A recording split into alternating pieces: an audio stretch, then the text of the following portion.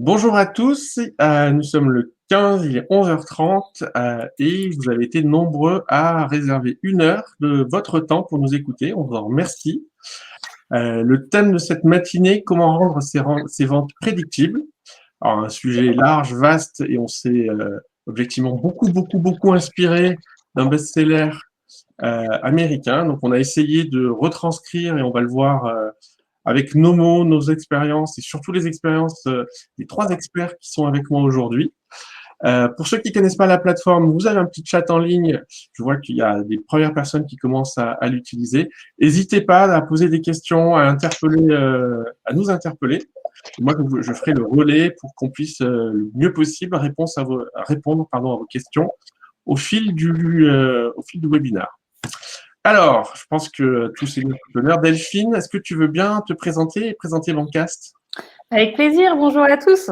Donc moi, je suis directrice générale et cofondatrice de Bancast. On fait de la formation adaptée à l'époque pour les commerciaux B2B. Donc les méthodes dont on va parler aujourd'hui, c'est des méthodes qui sont assez avancées, qui viennent des US et que je connais bien puisque au cours de ma carrière et notamment dans ma précédente entreprise qui a été créée par l'ex-DG de Google France, donc Corp Academy, ces méthodes étaient vraiment très utilisées au quotidien. Et avec le président actuel de Bancast, Benjamin Arbeit, on a mis en œuvre ces méthodes et obtenu des très bons résultats puisqu'on a généré 2 millions d'ARR, soit environ 15 millions de chiffre d'affaires, avec beaucoup de marge, grâce à ces méthodes. Et on continue aujourd'hui à les appliquer chez Bancast avec des très bons résultats. Donc voilà, ce que vous allez voir, c'est essentiel. Ça a mis du temps à se démocratiser, à venir en France. Ça a commencé par les secteurs de tout ce qui est informatique. Mais aujourd'hui, ça redescend et c'est des top méthodes qui ont marché, qui continuent à fonctionner. Merci Delphine, ça donne envie. Alors Alexandre, WIFE, c'est quoi en quelques mots? Alors bonjour à tous, merci Benoît de me donner la parole. Donc Vive, c'est l'entreprise que j'ai créée il y a 3 ans. C'est une société qui édite un logiciel d'entraînement vidéo pour les commerciaux, donc qui permet d'enregistrer, d'analyser et de débriefer des rendez-vous pour améliorer la performance de ses ventes. Et si jamais aujourd'hui le directeur commercial n'a pas le temps pour faire ce coaching, il peut faire appel à un réseau de coachs que j'ai cherché pendant longtemps et que j'ai mis 2 ans à établir parce que depuis 2 ans, je fais un podcast pour interviewer les meilleurs coachs de vente et les meilleurs experts de la vente. Et donc, j'ai pu sélectionner vraiment les meilleurs pour coacher des vendeurs à travers notre logiciel. Donc, je vous invite à écouter ce podcast. Et d'ailleurs, Delphine y est passée, l'associé de Pierre-Michel y est passé aussi, et bientôt Benoît, votre PDG, va y passer dans ce podcast. Donc voilà, vous êtes tous des habitués du podcast. Alexandre, si tu veux partager le lien du podcast dans le chat, n'hésite pas. Ah oui, très bien, bonne idée. Ouais. Troisième expert, Pierre-Michel. Alors, on attrape quoi avec Dreamcatcher? Eh ben, on attrape plein de beaux clients. Donc, bonjour à tous. Je suis Pierre-Michel, le cofondateur de la société Dreamcatcher Sales. On existe depuis 2015. On n'a qu'une expertise chez nous, c'est le business développement B2B dans le secteur de l'innovation et du digital, qu'on travaille de 3 manières. D'une première manière, comme un cabinet de recrutement, on fait de la prestation de services et du conseil. On fait aussi de la formation commerciale.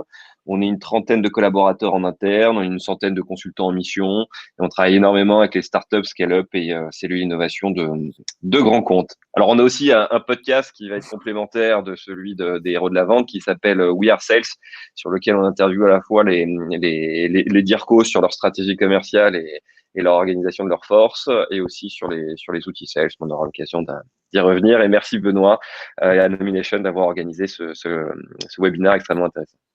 Merci à vous trois. En 2 mots, donc moi je travaille chez Nomination. Notre mission chez Nomination, c'est de fabriquer, on espère, la meilleure plateforme de prospection B2B. Et pour faire ça, on s'appuie sur un savoir-faire qu'on a travaillé depuis maintenant 18 ans, un savoir-faire sur la production de données, l'identification de boîtes, l'identification de contacts clés et de tous les éléments qui permettent à la fin aux sales d'être en action de manière la plus smart possible. Donc, les présentations sont faites. Vous êtes déjà pas mal à vous être connectés. On va se lancer, tant pis pour les retardataires. Allons-y. Alors, le déroulé. On va commencer par par une niche. Et Alexandre, je pense que tu vas nous faire pas mal sourire avec le début. Donc, la niche, la proposition de valeur. Ensuite, on basculera avec Delphine sur tout ce qui est pipe, tunnel de vente. Et puis ensuite, avec tous ensemble, on travaillera et on parlera de la nécessité d'avoir des objectifs ambitieux. Et puis, on finira par l'apothéose, scaler ses ventes.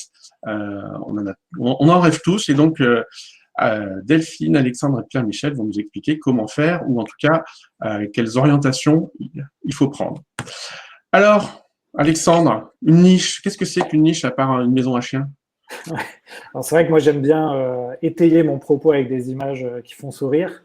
Donc en fait, l'idée de la niche, si on reprend le bouquin sur lequel on s'est basé pour construire notre argumentation, bon, pour rappeler, le bouquin, c'est un peu la bible des sales dans la Silicon Valley. Donc c'est pour essayer de copier les scale-up, c'est-à-dire les startups qui ont de l'hypercroissance, comme HubSpot, Salesforce, et de copier un peu leur méthode de vente.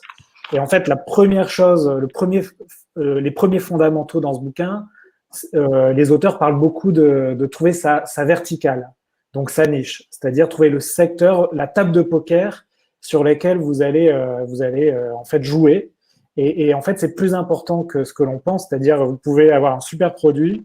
Si vous êtes sur une table de poker qui est hyper concurrentielle, ça peut être compliqué. Et au-delà de trouver son secteur, il va falloir aussi trouver sa spécialisation. Donc, c'est-à-dire la spécialisation de son produit. Alors, j'ai pris une autre image qui va peut-être vous faire sourire. Si par exemple, vous avez envie de manger une pizza, que vous allez dans une rue où il y a des pizzerias et que vous voyez ces deux restaurants, dans quel restaurant vous allez aller manger? Bon, à 100%, vous allez tous me répondre, bah, on va aller dans la pizzeria qui est spécialisée, on ne va pas aller dans la pizzeria crêperie parce qu'on risque d'avoir des pizzas moins bonnes. Et pourquoi on a ce biais cognitif? Bah, simplement, on se dit on ne peut pas faire des bonnes pizzas et des bonnes crêpes. On ne peut pas être bon dans plusieurs choses. Et en fait, alors dans le bouquin, ils ne prennent pas l'exemple de la pizza, hein, ils prennent l'exemple de la radio, et notamment des radios très spécialisées, par exemple dans le rock indie, et par rapport à des radios généralistes. Et c'est intéressant de comprendre cette notion de spécialisation pour parler à une audience. Et souvent, quand on crée un produit ou une entreprise, on a tendance à vouloir adresser plein de marchés différents et aussi créer des produits qui ont plein de fonctionnalités qui font tout. Et ça, c'est souvent une mauvaise pratique, d'ailleurs, que j'ai fait aussi dans mon aventure entrepreneuriale, hein, c'est qu'on pense qu'on va parler à tout le monde. Sauf que quand on parle à tout le monde, personne ne nous écoute. Et j'aime bien aussi l'exemple des banques. Aujourd'hui, les banques, elles veulent faire plein de choses et elles vous vendent maintenant des forfaits téléphoniques. Moi, quand ma banque me propose un forfait téléphonique, j'ai pas envie de le prendre, même si c'est le meilleur forfait, le moins cher, etc. Mais je me dis, fais déjà bien ton travail de banquier, on verra après pour le téléphone. Alors, je prends toujours cet exemple aussi, l'exemple de la pizza, après j'arrête de vous embêter avec ça. On sent, Alexandre, que tu es un peu frustré par la situation actuelle et le manque de restaurants. Ouais, exactement. Je me dis, voilà, prenons par exemple, si demain vous devez créer une activité, prenons Naples, donc c'est la photo que vous voyez, vous voulez aller à Naples et vous voulez créer une activité autour de la pizza. C'est sans doute la ville où c'est le plus compliqué de faire ça parce qu'il y a des pizzerias à tous les coins de rue. Comment on peut se démarquer? Eh ben, le premier moyen de se démarquer, en fait, c'est de créer un restaurant spécialisé, par exemple, dans une pizza, je sais pas, la Margherita, par exemple, ou la calzone, et de s'y tenir. Et là, on va bien voir qu'en réduisant son activité, en se verticalisant, on va réduire aussi ses cibles, mais par contre, on va parler directement à cette cible. Alors, l'équilibre à avoir, c'est de ne pas prendre une cible trop réduite. Il faut faire attention à ça, bien sûr, parce que plus on verticalise, et plus la cible va être réduite. Donc, j'arrête avec mon exemple de pizza. Donc, on a compris, il faut choisir une verticale, un secteur. Maintenant, dans cette verticale-là, il va falloir choisir une verticale d'entreprise. C'est-à-dire, quel type d'entreprise on va démarcher. Par exemple, moi, dans mon secteur, je vais démarcher le secteur de la high-tech. Dans le secteur de la high-tech, je vais démarcher quoi? Des PME, des grosses entreprises, des entreprises entre 100 et 1000 salariés. Ça, c'est aussi une bonne pratique à avoir parce que souvent, et moi j'ai fait cette erreur aussi, c'est qu'on veut aller vendre à plein d'entreprises différentes et du coup, on se retrouve à vendre à une petite boîte, une grosse boîte, et on n'a pas le même discours. Donc, une fois qu'on a l'entreprise cible, l'ICP, on va essayer de trouver le customer idéal. Donc, le client idéal, ce qu'on appelle le persona. Donc, le persona, c'est vraiment, par exemple, moi, dans les entreprises que je démarche, c'est par exemple le directeur commercial. L'idée, c'est qu'une fois qu'on va voir ce persona-là, on va pouvoir comprendre qu'est-ce qui le motive et quels sont ses besoins. Donc, dans le bouquin, ils disent il faut faire ce travail-là pour obtenir ces 10 premiers clients. Une fois qu'on a ces 10 premiers clients, on va savoir quel est le client qui achète le plus vite, le plus fort, et là où le produit fait mouche. Et ensuite, il va falloir dupliquer ça. Donc, je passe à la suite. Ça permet vraiment toujours, on va parler de besoin, alors les Américains parlent de pain, ça permet vraiment de comprendre le besoin de son audience. Et ça, tout ce qu'on va dire par la suite, tout ce que Delphine, Pierre-Michel et Benoît vont dire, ça va découler de ça, en fait. Donc, c'est vraiment très important, cette notion d'audience et de besoin. Une fois qu'on a cette audience, qu'on a l'entreprise, on sait quelle entreprise on démarche, la taille, la personne qu'on démarche dans l'entreprise, le besoin qu'on adresse, il faut aussi réfléchir à quelle est notre proposition de valeur en tant qu'entreprise.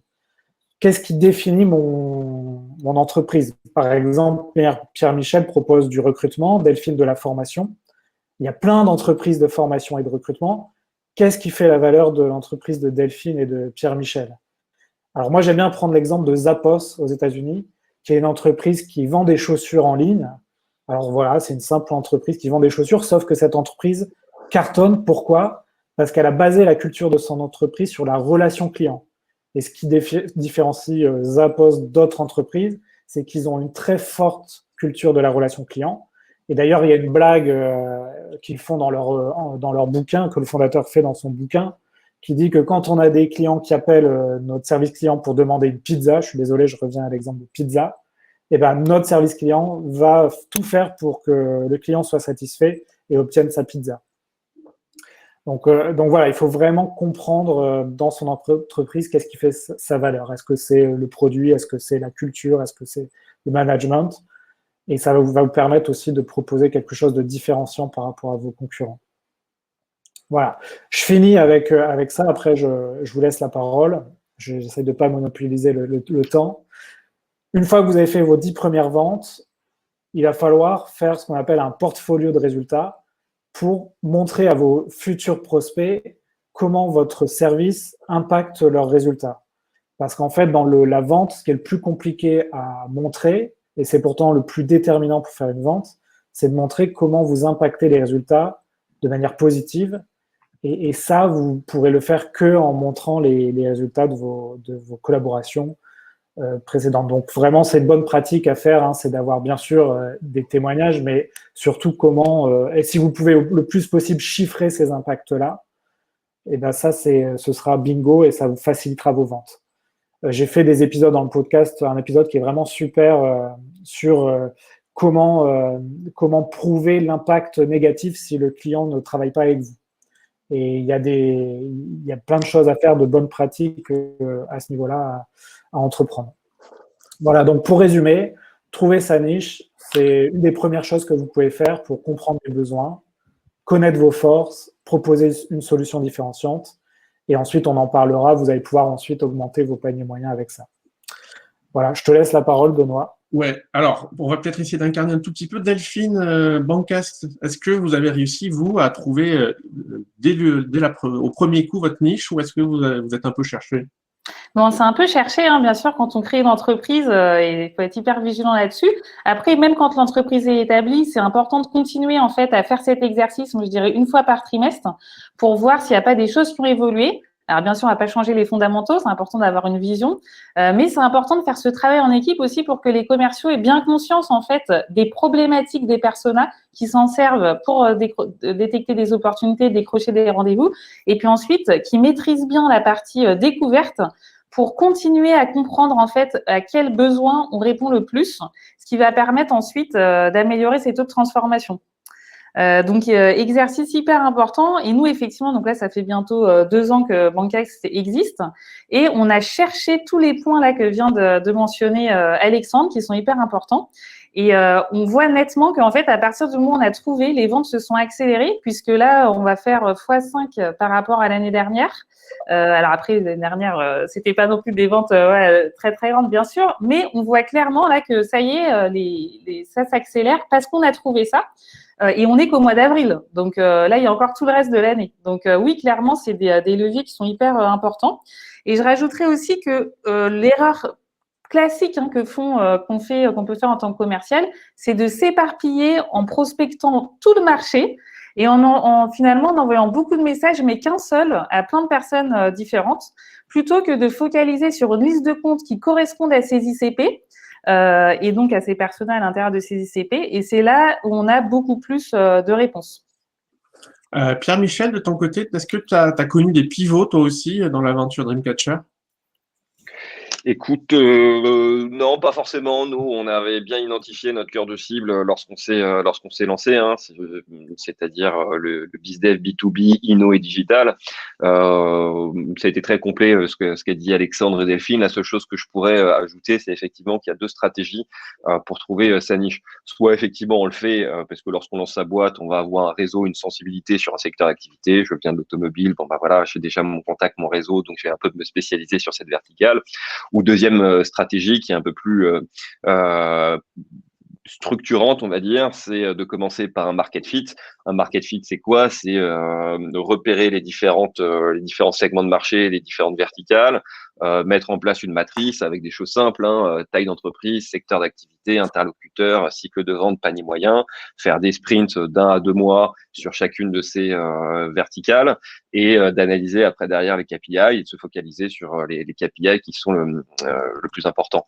Et après, bien évidemment, il faut corréler ça avec la finance, soit son DAF, soit le CEO, parce qu'on va avoir des secteurs sur lesquels on va avoir des cycles de vente plus longs et selon l'actualité de l'entreprise, est-ce qu'on doit lever des fonds, est-ce qu'on a des étapes de ramp-up, on va choisir soit du quick win sur du SMB ou soit on va plutôt aller sur du grand compte sur lequel on va faire des paniers moyens plus importants, des marges plus importantes, mais sur lequel les cycles de vente vont être plus longs.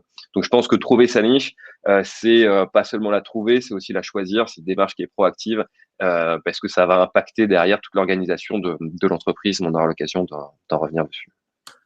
Alors, on a trouvé sa niche, donc globalement, on sait ce qu'on veut vendre, à qui. Maintenant, on fait quoi, Delphine? On se lance tout azimut, on appelle n'importe qui, n'importe quand, ou on essaye un peu de se structurer? On essaie de le structurer, hein, tant qu'à faire.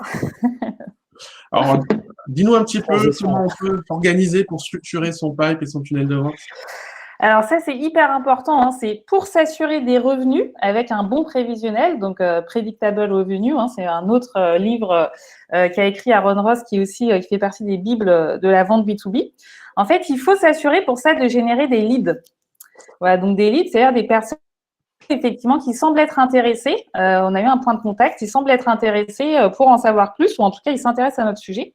Et donc, la grande question, c'est comment systématiser cette génération de leads. Donc, pour faire ça, il faut déjà comprendre qu'il y a 3 grands types de leads qui existent, donc auxquels il a donné des petits noms que vous pouvez voir ici. Donc, on va avoir les leads qui viennent du marketing, donc avec des programmes d'inbound, qui sont hyper importants, bien sûr. Hein. D'ailleurs, l'idée pour une entreprise scalable et pérenne, c'est d'essayer de faire venir des leads de ces 3 canaux différents. Donc, marketing important.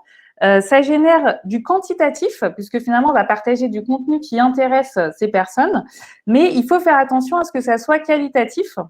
Donc, pour ça, ce qui peut être intéressant, c'est d'avoir un système de scoring où plus la personne s'intéresse finalement à ce qu'on partage, plus il y a des points de contact, elle télécharge un livre blanc, etc., plus elle gagne des points qu'on enregistre dans un outil de suivi. Et au bout d'un moment, si par exemple elle dépasse 10 points, c'est là qu'on va l'appeler parce que elle est la plus, on sait qu'elle est intéressée vraiment en fait et qu'on ne va pas perdre son temps. Donc des systèmes de priorisation. Ensuite, les seeds, donc c'est tout ce qui est bouche à oreille, SEO, donc référencement internet, réseaux sociaux. Donc ça, c'est hyper puissant puisque c'est des taux de transformation qui sont bien plus élevés. Mais ce que Aaron Ross explique, c'est que c'est pas forcément hyper scalable parce que c'est difficile en fait à en avoir beaucoup. Moi, ce que je pense et ce qu'on pense chez Bancast, c'est que justement, c'est un levier qui est sous-utilisé par les commerciaux et qu'on peut en fait activer des leviers pour avoir plus de leads qui viennent de ça et donc avoir des bien meilleurs taux de transformation. Donc voilà, donc c'est très complémentaire, hein, mais à ne pas oublier puisque c'est une vraie valeur ajoutée qu'apporte le commercial. Et enfin, l'outbound, donc là, c'est la chasse par les commerciaux. Donc on va faire un focus là-dessus justement dans la slide d'après. Donc, hop, je vais la passer. Donc, c'est l'exemple d'un funnel. Il donne aussi un exemple de funnel pour les leads qui viennent du marketing. Là, on va se concentrer sur les leads qui viennent des commerciaux. Pour s'assurer des revenus, il faut mettre en place des dashboards. Donc, ça, c'est hyper important. Si on n'a pas de dashboard opérationnel, en fait, on travaille sans savoir vraiment où est le business. Donc, l'important, c'est de décomposer. Alors, on l'a vu, hein, on a des bien meilleurs taux de transformation quand on a bien préparé. Donc, c'est toute la partie en orange. Et ensuite, il faut être vigilant sur déterminer en fait des objectifs intermédiaires. Donc, c'est-à-dire combien de colons passent, combien de mails on envoie. Et ensuite, on va avoir un taux de réponse. Ça va générer des découvertes, des entretiens de découverte et ensuite des opportunités qui finiront par closer. Et donc, ce qu'il faut faire, c'est du reverse engineering où en fait, à partir de l'objectif de chiffre d'affaires ou de marge qu'on a, en fait, on va déterminer en fonction de son taux de transformation. Alors souvent, c'est entre 15 et 25%, hein, ça dépend des secteurs et de l'efficacité de l'équipe. Et donc, on peut déterminer les indicateurs intermédiaires. Voilà, donc ça, c'est hyper important de faire ça. La vente, c'est aussi mathématique, hein, c'est de l'humain, de la technique et des mathématiques. Donc ça, c'est le rôle de la direction de suivre et d'avoir ce type de dashboard.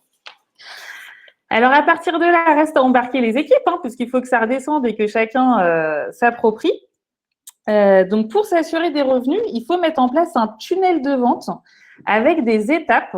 Pardon, on a passé les deux en même temps. Donc, là, on vous donne un exemple finalement d'étapes de vente de funnel. Donc, issu de la méthode Bancast, c'est aussi inspiré de la méthode Customer Centric Selling. Donc, c'est hyper important finalement de structurer ces étapes. Là, c'est en pipe adapté pour la vente B2B en cycle moyen et long. Hein, ça peut varier en fonction de ce que vous faites. On donne de la structure, c'est-à-dire des étapes avec des pourcentages de closing à chacune de ces étapes. Et les commerciaux placent l'affaire dans cette case si et seulement si ils ont validé des checkpoints. Donc là, l'idée, c'est d'être clairvoyant. C'est pas parce qu'on s'est bien entendu avec la personne que tout de suite, on a 60% de chances de closer. Non, on vérifie des critères objectifs. Et c'est ça qui permet finalement d'amener plus de résultats. Alors, vous voyez dans la case du bas, pour en arriver là, j'utilise la méthode.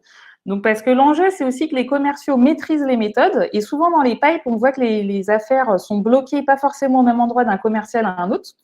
Et donc, il faut soit en interne, soit en faisant appel à des experts, un organisme de formation externe ou de conseil, pour savoir où est-ce qu'il y a besoin de faire monter en compétence les équipes. Voilà, c'est aussi donnant-donnant aujourd'hui. On attend des résultats de l'équipe, mais on a aussi il faut leur donner les moyens de réussir. Donc, pour la phase de découverte, par exemple, c'est important de maîtriser ça avec des vraies techniques. Vous pouvez aussi vous entraîner avec des outils comme Vive qui sont top pour effectivement s'entraîner à cette partie. Mais la vente ne se fait plus par hasard et voilà, c'est comme ça qu'on a des bons résultats et qu'on assure des revenus qu'on puisse prévoir en fait, avec de la fiabilité. Alors, Alexandre, tu as eu une passe presque décisive. J'allais te poser la question. On voit qu'il y a besoin quand même de structurer. Comment on fait pour que toute une équipe en fait adopte un tunnel de cette nature-là et interprète de la même manière chacune des étapes pour pouvoir faire un pilotage comme Delphine nous l'a présenté? Ouais, en fait, ce qui est complexe dans une équipe de vente, hein, c'est les écarts de niveau. C'est comme dans une équipe de sport. Hein. Et c'est l'écart entre souvent les top performers, ceux qui vont vendre beaucoup parce que expérimentés et talentueux, et ceux qui sont moins bons. Donc, souvent, c'est souvent des juniors qui ont peu d'expérience. Et c'est l'idée des conseils de ce bouquin, c'est comment je réduis cet écart et je vais rendre mes équipes homogènes. Et là, il n'y a pas 36 solutions. Il faut faire de l'entraînement, comme a dit Delphine, du coaching, par exemple en enregistrant les top performers pour que les plus jeunes s'en inspirent, ou en demandant au manager d'analyser ce que disent les juniors dans leur rendez-vous pour essayer de les guider sur ce que doivent dire les juniors. Et souvent, il y a des problèmes de vocabulaire. C'est-à-dire, quand on fait de l'analyse vidéo, on se rend compte qu'il y a des mots barrières. Il y a à un moment donné, le prospect tend une perche et le commercial ne la saisit pas. Et c'est comme ça que petit à petit, on va réussir à rendre performant toute une équipe commerciale. Voilà, donc coaching, formation, entraînement, on en reparlera sans doute dans la présentation. Pierre-Michel, est-ce que, par exemple, tu pourrais prendre et copier-coller ce tunnel de vente Bancast chez toi, ou est-ce qu'on est plutôt sur du sur-mesure? Alors, bon, c'est vraiment là le process de vente très typé qui prend les principales grandes étapes. Après, on y reviendra sur le sujet de spécialisation des équipes. Je pense qu'il faut aller aujourd'hui beaucoup plus loin parce que ton CRM, tu prends n'importe quel CRM, un HubSpot, un Salesforce, un Pipedrive, il est déjà préconfiguré avec ces différentes étapes. Et pour rebondir sur ce que disaient Alexandre et Delphine, le fait de bien segmenter ces étapes de son CRM, de son cycle de vente par rapport à son offre de produits et services est essentiel parce que va y avoir des KPI qui vont être différentes. On est sur des cycles de vente longs et complexes. L'étape de la proposition commerciale doit être effectivement redécoupée en 4, 5, 6 rendez-vous parce qu'il va y avoir des objections, la réponse aux objections et une stratégie pour ça. On en reparlera sur la spécialisation des équipes. Mais aujourd'hui, par exemple, tu as des SDR qui vont faire que de la prospection téléphonique pour faire de la prise de rendez-vous qualifiée pour le compte de BizDev, d'un compte exécutif, peu importe les noms qu'on va utiliser. Et ben, ces SDR, ils peuvent pas avoir seulement une colonne avec actif et goal. Ils vont devoir avoir en première colonne identification du prospect. Alors effectivement, un scoring amené par le marketing est extrêmement important parce que le nerf de la guerre pour toutes les équipes commerciales, c'est le temps. Tout s'achète. On achète effectivement de l'argent, c'est de la dette bancaire, de la levée de fonds. On achète des compétences, c'est du salariat, c'est de la prestation de service. La seule chose qu'on n'achète pas, c'est le temps qu'on a perdu à faire quelque chose qu'on voulait pas faire.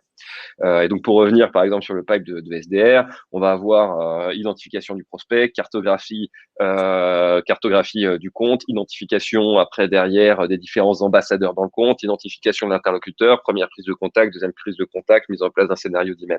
Donc aujourd'hui, il y a une telle spécialisation des équipes et un tel savoir-faire qui a été mis en place que pour moi, il faut vraiment aller beaucoup plus loin que ça et vraiment copier-coller le process de vente qu'on a sur son CRM. Je ne sais pas si ça répond à ta question, Benoît. Je pense que c'est assez clair. Effectivement, là, l'exemple de PEP qui est donné, c'est vraiment à partir du moment où on a détecté une opportunité. Donc, ça peut être un autre pipe pour l'étape d'avant. Et d'ailleurs, c'est intéressant de spécialiser les équipes, en effet.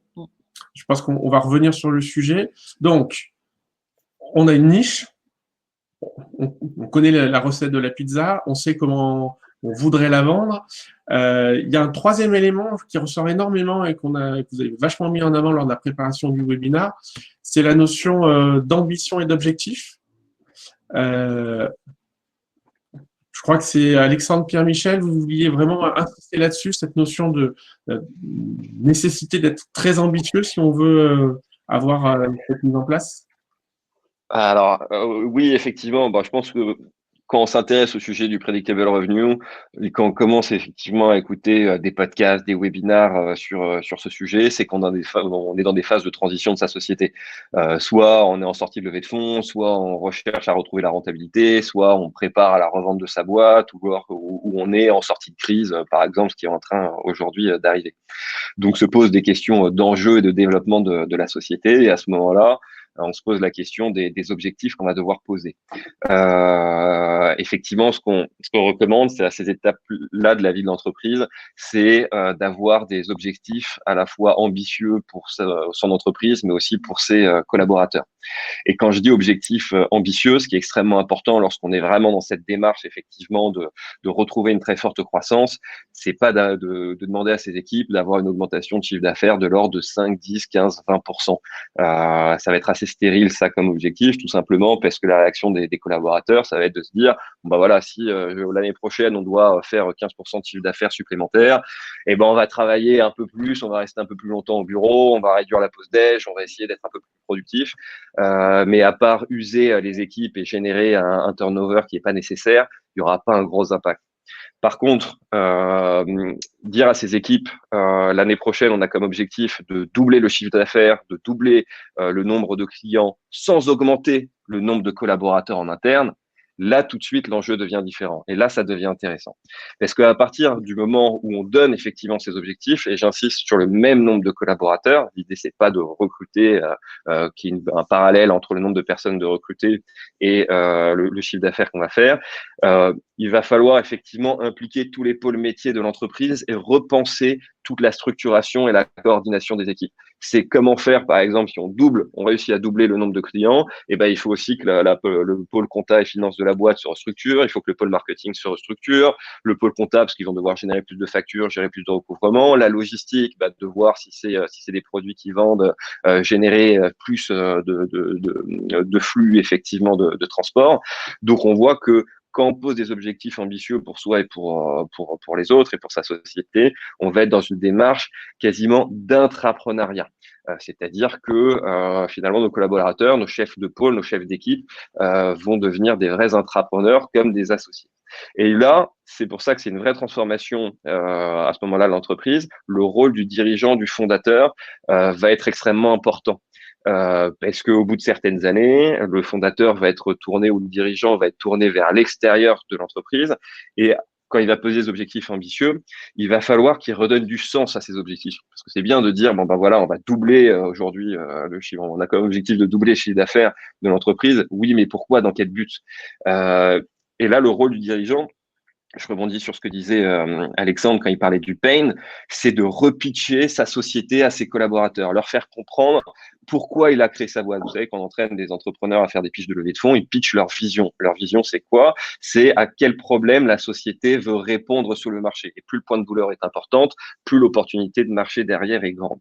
Or, à ce moment-là de la vie de votre entreprise, vous commencez à avoir des collaborateurs qui vous rejoignent parce que vous avez des conditions de travail sympas, parce que votre dire market, il a des personnes à manager, les sales, ils savent que c'est un produit qui se vend bien, mais par contre, ils ont plus conscience effectivement de pourquoi la société s'est créée, s'est lancée. Par exemple, je vends un logiciel SaaS d'optimisation de transport qui permet de réduire les impacts carbone des flux de transport. C'est ce qui m'a permis cette vision-là, cette réponse à un problème qu'on apporte aux entreprises, de réunir mes premiers collaborateurs. Au fur et à mesure des années, ça se perd. Et pour emmener tout le monde dans cette démarche d'entrepreneuriat, il est vraiment, c'est pour ça que j'insiste dessus, important que le chef d'entreprise permette à tous que cette réponse au problème soit réintériorisée par tous ses collaborateurs. Sinon, ça ne fonctionnera pas et ça permet effectivement de réaligner les objectifs ambitieux avec un sens qui est aussi ambitieux pour soi, la société et ses collaborateurs. Ça nous amène, une fois qu'on a fait ce premier travail, à aussi gérer après derrière cette démarche en mode PNL. Donc, il faut responsabiliser les équipes. On est dans une démarche intrapreneuriale. Donc, il faut que chaque pôle, ça peut être la finance, le marketing ou par vertical métier, puisse avoir son propre PNL qui soit accessible par les autres pôles et qui permette de mesurer la montée en puissance de l'atteinte des objectifs de chacune des équipes. Puisque vous l'avez bien compris, cette démarche d'objectifs ambitieux nécessite effectivement un travail collaboratif de toute la boîte. Et après 5-10 ans d'existence d'une boîte, ça permet aussi de recréer du lien, de recréer de la cohésion. Et le dernier point pour réussir ce travail sur ces objectifs qui sont ambitieux, c'est effectivement la culture de l'échec. Alors, pas la culture de l'échec en mode, alors je vois, excuse-moi, Gaia PNL, c'est-à-dire juste comme un tableau Excel de pilotage, avec effectivement des KPI, des mesures clés qui sont choisies. Et donc, cette culture de l'échec, c'est de pouvoir dire à ses collaborateurs, écoutez, vous pouvez tester tout ce qui vous passe par la tête. Si ça fonctionne, tant mieux. On le diffuse à tout le reste des collaborateurs avec un nouveau savoir-faire. Si ça fonctionne pas, tant pis, on se rapproche du but. On décoche une option qui était dans le pipe et on se rapproche du but. Par contre, là où je dis qu'il faut pas être dans une culture de l'échec bienveillance un peu mielleuse et transpirante qu'on peut avoir maintenant dans certains articles, c'est que tous nos collaborateurs peuvent se tromper une fois, c'est une erreur, il n'y a aucun problème. Mais par contre, faire 2 fois la même erreur, c'est une faute. Et à ce moment-là, il faut sanctionner. Donc, la culture de l'échec doit être aussi derrière une culture qui soit une culture de performance. Et la réussite, c'est pas se tromper 2 fois d'affilée. Voilà ce que je pouvais vous dire sur ce sujet. C'est dense. Alors, une question un peu pour se marrer. Delphine, Alexandre, Pierre-Michel, qui s'est donné un objectif de faire x2 ou x3 sur son CA en 2021? Ah bah oui, clairement, nous on s'est donné l'objectif de faire plus du coup. Hein, mais bon. Après, comme la société est jeune, c'est plus facile. Mais du coup, nous, c'est plutôt même x10 là qu'on vit cette année. Impressionnant. Ouais, moi, je suis sur le secteur du logiciel SaaS et c'est vrai que le standard en fait des entreprises de ce secteur, notamment les premières années, c'est minimum de tripler en fait chaque année ces chiffres, notamment quand on a des velléités d'aller à l'international, de lever des fonds, etc. Donc l'année dernière, par exemple, on a doublé le chiffre et j'étais là, on n'a pas triplé notre chiffre. Donc c'est sûr que c'est bien d'avoir des objectifs ambitieux. Moi, j'utilise aussi la méthode qui est assez connue, SMART, pour mesurer, timer, avoir des objectifs aussi réalistes, comme disait Pierre-Michel, pour aussi ne pas démotiver les équipes. Je vous mettrai dans le chat justement un lien pour aller voir cette méthode pour définir ces objectifs. Ce qui marche hyper bien, je trouve, c'est de se donner des objectifs à la semaine. Donc, on l'a vu tout à l'heure, hein, c'est vraiment mathématique. Et du coup, en fonction de l'objectif de chiffre d'affaires qu'on veut faire, c'est important pour que les collaborateurs se l'approprient. D'ailleurs, dans le livre, il parle de mini CEO, hein, donc de faire de ses collaborateurs des mini CEO. C'est par exemple de donner des objectifs de détection d'opportunités qualifiées par semaine, ou alors de premier rendez-vous avec un compte par semaine. Donc ça, c'est des indicateurs qui sont faciles à suivre. Il y en a un autre aussi qui est super en cycle moyen et long, c'est à partir du moment où j'ai détecté une opportunité, donc pour que ça avance dans le cycle de vente, combien d'interlocuteurs je connais dans le compte. Voilà, et je les rattache dans le CRM à cette opportunité. Et en fait, en vrai, en cycle moyen et long, si on ne connaît pas plusieurs interlocuteurs pour une opportunité, alors à un moment, ça bloque. Hein. On voit que finalement, ça n'avance pas, en fait, et c'est pas une opportunité qui convertit, sauf exception. Donc, c'est des indicateurs qui sont intéressants à regarder, qui sont faciles à faire en auto-évaluation ou en revue de pipe avec son manager. Merci. Moi, j'avais une question supplémentaire. J'aime bien le concept des petits CEO un peu partout qui se baladent, des gens autonomes et responsables. C'est chouette en objectif, mais est-ce que vous avez quelques tips pour comment on fait concrètement pour mobiliser toute une équipe à devenir aussi autonome, aussi indépendant et aussi aligné avec l'objectif de la boîte? Alexandre, peut-être une idée ou un tips? Alors moi, je fais quelque chose. Je sais que toutes les entreprises n'aiment pas faire ça, mais je définis en fait l'objectif avec le commercial, c'est-à-dire je demande d'abord au commercial c'est quoi l'objectif que tu veux atteindre, et après on discute.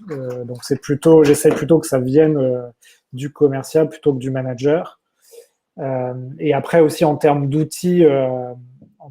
Moi, j'aime bien aussi responsabiliser les équipes en leur donnant une sorte de guide, de playbook, avec un peu les méthodes que je préconise, etc., et que l'entreprise propose, où il y a tous les outils, il y a vraiment tout, j'ai tout documenté pour que tout soit cadré. Et bien sûr, je suis là en support, mais j'aime bien que la personne soit indépendante, autonome dans son activité, et lui laisser beaucoup de confiance. Alors bien sûr, il y a aussi des risques de laisser trop de confiance, hein, mais en tout cas, moi, c'est comme ça que je travaille et que je collabore avec mes collaborateurs. Ok.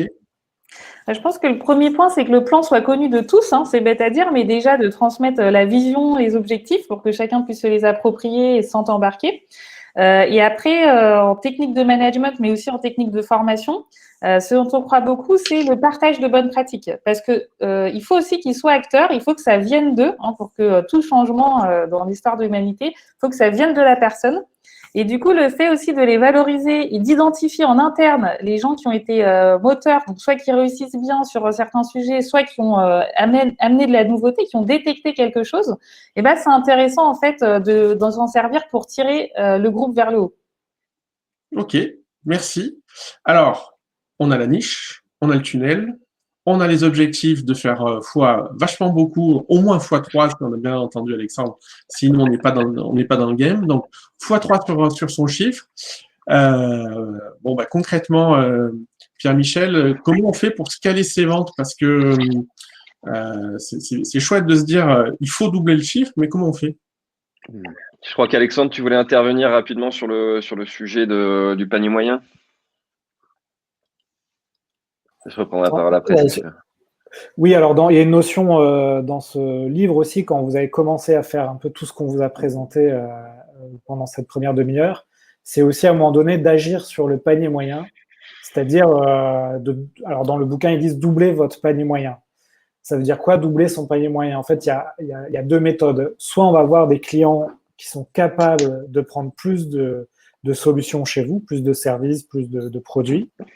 Donc, il faut changer son persona, ce dont on parlait au début, ou soit carrément doubler ses prix. Alors ça, c'est plutôt une méthode radicale qui est plus facile quand on est là aussi au début de l'aventure, en construction de son entreprise. Et c'est notamment un des mantras d'un accélérateur comme The Family. Hein. Très vite, quand ils vous accélèrent, ils vous disent la première pratique que tu vas faire, c'est tu vas doubler tes prix. Et souvent, on a une réaction naturelle qui est de dire non, mais mes clients vont fuir, vont pas accepter ça, etc. Et souvent, ce qui se passe, c'est l'effet inverse. C'est qu'on va plutôt avoir une image qui va s'améliorer parce que nos prix vont être plus premium. Après, Ouais, vas-y Delphine. non, ce qui est intéressant aussi, c'est de doubler ses prix tout en doublant sa valeur. Et donc, c'est ça aussi qui est intéressant. C'est quand on fait bien les exercices de découverte, quand on travaille bien avec le marketing aussi pour vraiment comprendre ce qu'on apporte le plus aux clients, alors on peut mieux comprendre la valeur qu'on apporte et on peut faire évoluer son offre pour que ça soit encore plus vrai, combler des trous dans la raquette qui font qu'après on est légitime, parce qu'il y a plus de travail aussi de notre côté, pour fournir une prestation plus complète et donc plus chère. Alors, je suis pas toujours d'accord, moi, avec les recommandations de Family, notamment celle de doubler ses prix. Parce que je suis d'accord avec Delphine, si tu veux doubler tes prix, il faut pouvoir doubler la valeur pour pouvoir le justifier. Par contre, bon, je reprends un chiffre simple, hein, ça coûte 3 fois plus cher de trouver un nouveau client que de le fidéliser. Donc, pour moi, je préfère fidéliser mon client et pas doubler mon prix plutôt que d'aller partir à la conquête d'un nouveau client qui va me coûter 3 fois plus cher. Néanmoins, ça ne veut pas dire que je vais pas doubler mon panier moyen avec mon client. Moi, ce qui va m'intéresser, c'est de faire de l'upselling et du cross-selling avec ce client, c'est-à-dire si je suis sur du SaaS, comment je peux le faire passer de l'option A à l'option B qui lui coûte le double du prix, lui ajouter des nouvelles features, lui faire de la formation, du conseil. Enfin, il y a toujours quelque chose effectivement à faire en plus avec son client. Et ça, on peut le faire grâce à la connaissance client. Et souvent, la connaissance client dans des phases de ramp-up de société, je pense qu'on a peu de grands comptes aujourd'hui parmi nous et plutôt sur des boîtes en forte croissance, on a tendance à s'interroger sur pourquoi les clients ne contractualisent pas avec nous. Et ça, c'est une erreur dans la démarche. Il faut surtout s'interroger lorsqu'on est sur des phases de ramp-up, de forte croissance, sur les éléments déclencheurs d'achat, sur des sociétés avec lesquelles on a contractualisé. Il y a entre 12 et 18 mois. Si on interroge ses clients au moment de la contractualisation ou quelques mois après, les réponses vont être biaisées parce qu'on est encore dans la relation d'affaires. Si on interroge ses clients un an après avoir contractualisé avec eux, même si on poursuit notre collaboration, là, on va avoir des réponses qui vont être sincères. Donc, notre client peut nous dire, bah voilà, je travaille aujourd'hui avec vous, parce qu'avant, je travaillais avec le leader du secteur, mais j'étais un petit compte pour le leader du secteur, j'étais pas assez considéré. Vous êtes une start-up, une scale-up, je suis un client important pour vous, je me sens plus considéré. Donc ça, il s'autorisera à le dire un an et demi plus tard après avoir contractualisé avec vous. Et ces informations-là sont extrêmement importantes puisque ça va vous permettre de retravailler les éléments de votre chaîne de valeur, à la fois pour le compte du commercial. Il va segmenter effectivement cette typologie d'entreprises qui peuvent avoir ces points de douleur de ne pas se sentir suffisamment considérés. Et le marketing, dans sa stratégie de marketing, va pouvoir aussi générer des interactions sur cette typologie de clients. Une fois que vous avez effectivement repéré cette typologie de client, vous mettez en place une grille de lecture. Après, il y a plein d'outils de grille de lecture. Tu as du Soncast, du Band, du Medic, du Customer centrique. Vous les lisez, vous les comprenez. Après, vous créez votre propre grille de lecture avec les éléments qui correspondent à votre activité. Pour juste récapituler ce point, ce qui est extrêmement important de comprendre, c'est lorsqu'on est sur un marché sur lequel on n'est pas encore mature sur son marché, on va s'interroger pour scaler ses ventes. On va essayer de trouver des clients lookalike qui correspondent à notre type de clientèle avec lesquels on travaille. Par contre, lorsqu'on est sur un marché sur lequel on est déjà mature, la démarche va être différente. On va aller interroger les clients qui ont refusé de travailler avec nous pour comprendre les motifs de refus d'achat. Et après, derrière, on va s'interroger, est-ce que ça vaut le coup d'investir pour améliorer la proposition de valeur sur ceux qui refusent de travailler avec nous, ou est-ce que c'est mieux de faire de la croissance externe, aller racheter une société qui répond à cette proposition de valeur, ou de partir à l'international. Donc, c'est pas une finalité en soi de vouloir travailler forcément avec des clients qui ne veulent pas bosser avec nous. Je ne sais pas si c'était trop dense. Je vais essayer d'alléger peut-être mes propos. C'était hyper intéressant. En tout cas, je crois que vous êtes d'accord sur la nécessité de travailler son portefeuille client. Après, effectivement, en fonction de la maturité du produit, en fonction aussi, il y a quand même un truc à avoir en tête, c'est la concurrence et le niveau de prix aussi psychologique des prestations. Aujourd'hui, par exemple, Pierre-Michel, si tu proposes à des gens de recruter des sales, mais en doublant le tarif moyen du marché, ça sera peut-être un peu compliqué. Donc, effectivement, travailler son portefeuille, augmenter ses prix, mais surtout augmenter sa valeur.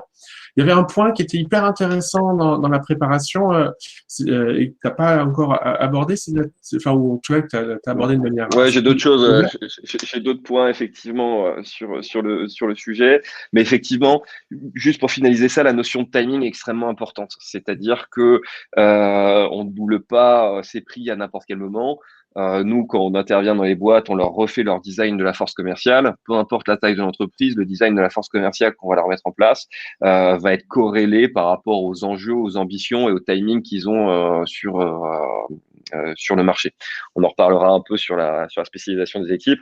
Donc, parfois, il ne faut pas trop se prendre la tête sur ses clients. Je me souviens de ma prof de marketing à l'école de commerce où elle travaillait en grande distribution. Elle me dit, tu sais, au bout d'un moment, quand on ne sait pas où placer sur un linéaire un produit, on en laisse 3 ou 4 au hasard dans le supermarché et on regarde où est-ce que les acheteurs du supermarché, où est-ce que les clients du supermarché vont le reposer en rayon. Donc, si on ne sait pas positionner son offre de produits ou services, c'est pas grave. Ça sert à rien, effectivement, de se mettre en panique. Vos clients le feront pour vous. Il suffit d'être vraiment à l'écoute. Une fois qu'on a fait tout ce travail-là, et ben après, derrière, il faut formaliser la démarche de vente acquise grâce aux premières signatures et à l'écoute des éléments déclencheurs d'achat sur les entreprises qu'on a signées 12 à 18 mois et retravailler ce que vous a présenté Delphine sur ces différentes étapes de pipe de vente. Et là, il y a un sujet qui est un gros point de douleur aujourd'hui dans les sociétés, c'est le sujet de l'onboarding. Parce que vous allez après derrière, lorsque vous allez quand même scaler votre activité, recruter des nouveaux collaborateurs, des nouveaux commerciaux.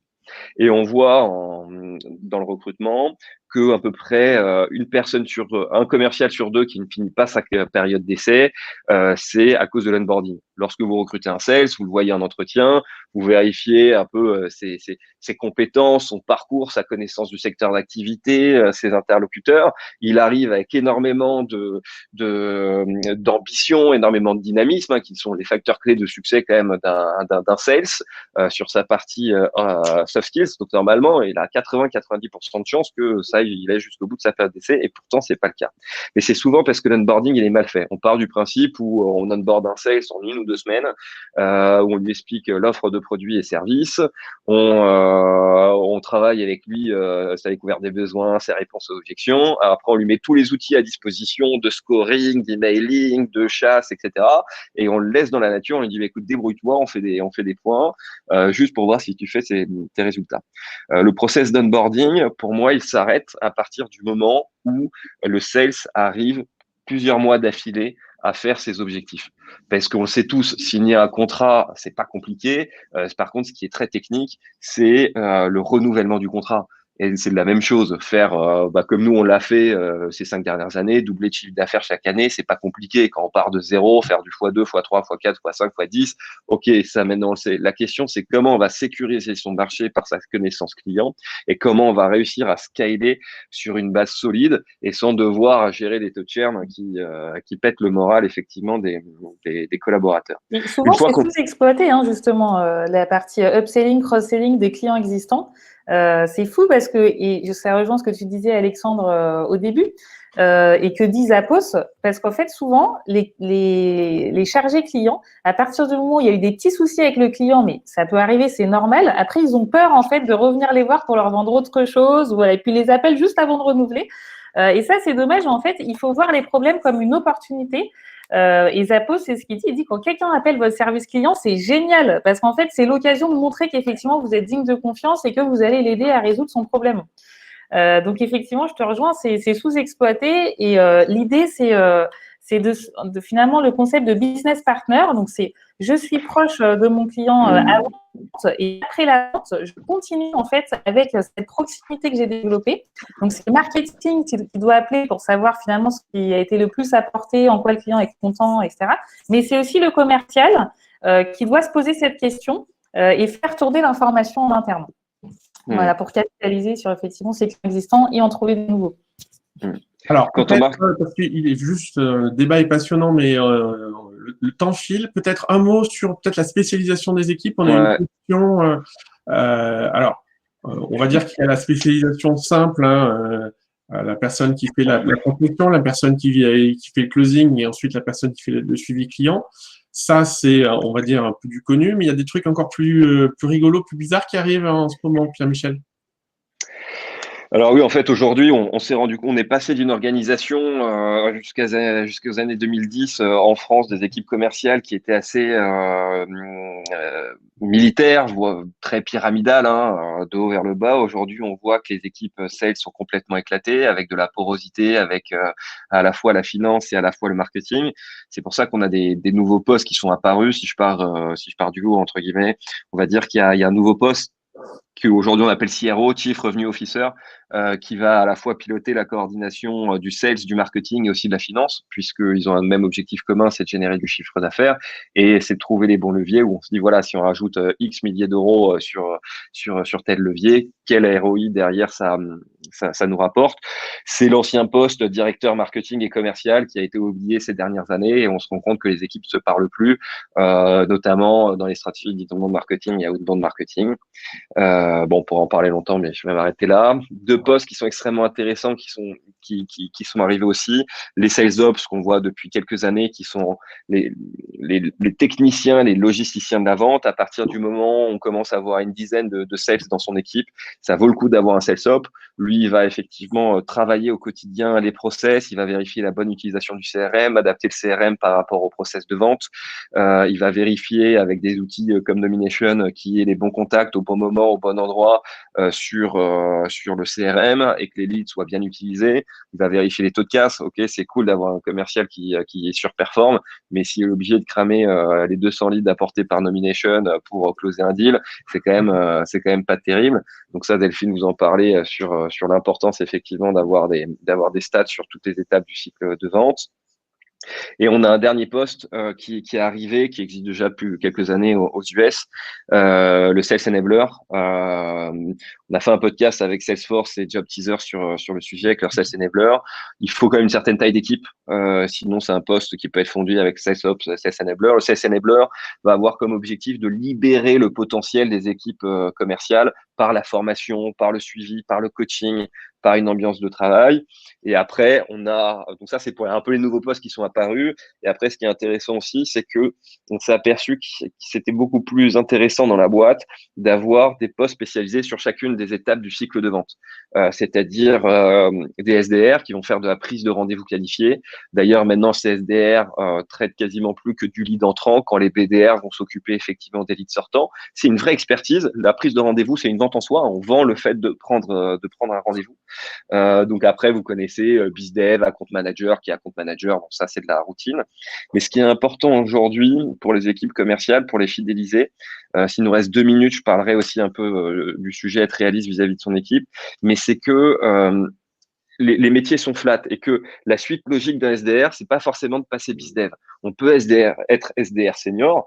D'ailleurs, petite parenthèse, attention aux stagiaires SDR, celui qui call, il va représenter l'image de votre boîte. Pour moi, c'est le métier qui nécessite le plus de seniorité, hein, parce que vous faites appeler un décisionnaire par quelqu'un qui ne connaît rien à votre métier, qui ne connaît pas encore la vie professionnelle. Donc attention, prenez des gens vraiment bien qualifiés, vous faites-les bien coacher.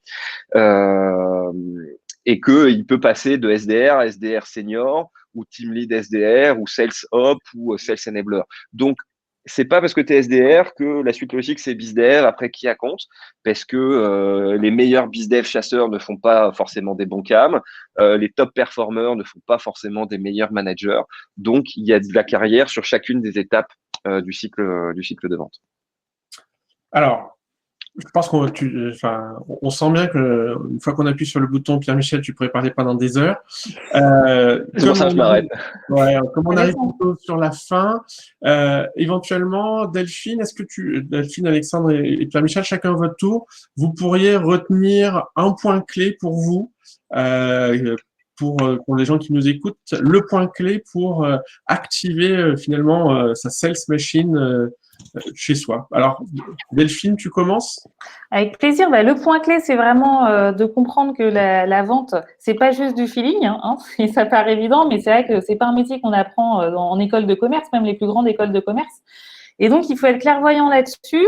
Et la vente, c'est des mathématiques, c'est de l'humain, bien sûr, mais c'est aussi de la méthode. Et c'est important de mettre de la méthode dans les pratiques de ces commerciaux et de les engager en leur donnant une vision plus macro pour qu'ils se les approprient et qu'ils aient les moyens aussi de faire passer d'une étape à une autre les opportunités. Donc voilà, c'est un beau travail d'équipe, hein, mais c'est super intéressant. La vente, c'est un beau métier. Et du coup, je dirais qu'il faut aussi rester curieux. C'est la marque de fabrique des meilleurs commerciaux.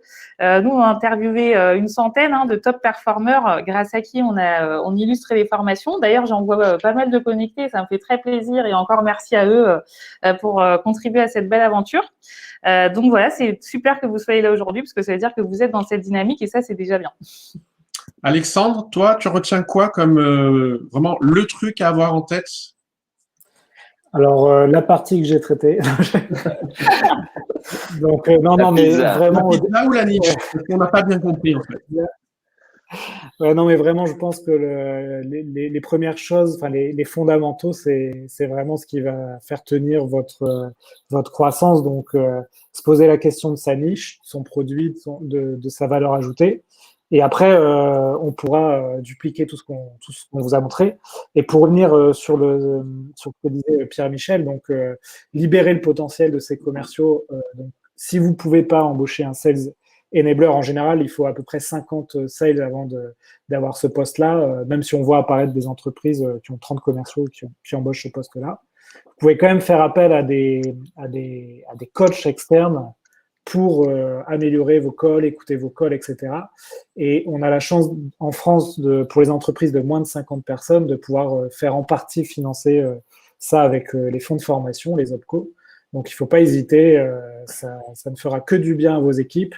Et souvent, ce qui est compliqué dans la vente, c'est de recruter le bon commercial, mais c'est aussi de le garder et donc de montrer de l'attention en l'accompagnant et en le coachant. C'est une bonne manière de limiter le turnover et de garder ces commerciaux motivés. Ce qui est aujourd'hui n'est pas évident parce qu'ils sont soumis à forte pression. Alors, Pierre-Michel, du gros challenge pour toi. En 30 secondes, c'est quoi le point clé que tu retiens, toi? Je vais t'en dire 3 parce qu'il me reste 30 secondes, 10 secondes par point clé, même si je perds du temps. 3 filtres que j'utilise pour recruter mes propres sales, sachant qu'on est vraiment extrêmement exigeant puisqu'on recrute des sales et on fait des missions de conseil sales. Il faut effectivement qu'ils soient extrêmement rigoureux. Les meilleurs sales, les meilleures organisations, c'est de la rigueur, de la rigueur, de la rigueur. Il faut être passionné par l'interaction humaine, sinon ça sert à rien. C'est un métier d'interaction. Il faut s'amuser. Les 3 ensemble fait un super bon sales. Si on s'amuse pas, parce que business is a game, la vente c'est un jeu, faut prendre plaisir. Ton interlocuteur, bosser avec toi ou avec une autre boîte, pour lui c'est à peu près kiff-kiff. Mais ce qu'il veut, c'est prendre plaisir avec ses fournisseurs parce qu'il te file du pognon. Bon, challenge réussi, 30 secondes, 3 points. Merci à tous d'avoir pris du temps pour nous écouter. Je suis sûr que Delphine, Alexandre, Pierre-Michel seront ravis de poursuivre les échanges avec vous si vous le souhaitez. Vous retrouverez dans le chat les podcasts d'Alexandre, le podcast de Pierre-Michel. Merci pour votre audience. Je vous donne rendez-vous probablement par mail, puisqu'on va vous envoyer un petit replay, et puis derrière, parce qu'il faut qu'on fasse aussi quand même un peu de business, on fera peut-être 2-3 émissions de prospection. Merci à tous, et puis peut-être chacun de vous un petit au revoir à tout le monde. C'était un vrai plaisir. Donc, je vous souhaite des bonnes ventes et effectivement, prenez du plaisir et rejoignons-nous aussi sur LinkedIn pour continuer les échanges, les contacts. Ouais, merci à tous. Et quand vous mangerez une pizza prochainement, pensez à moi et à la niche.